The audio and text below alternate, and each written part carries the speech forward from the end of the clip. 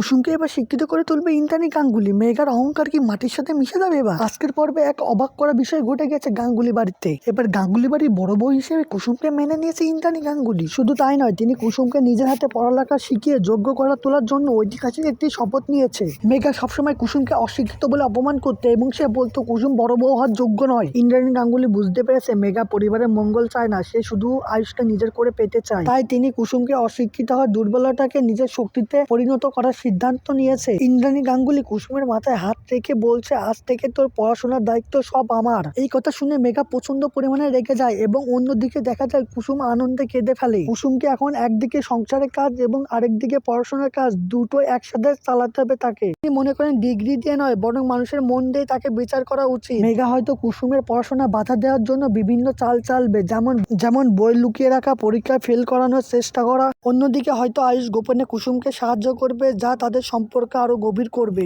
বন্ধুরা, নাটকটি আপনাদের কেমন লাগলো তা কমেন্টে জানাতে ভুলবেন না কিন্তু। আর আমাদের চ্যানেল নতুন হলে অবশ্যই চ্যানেলটি সাবস্ক্রাইব করে দিবেন।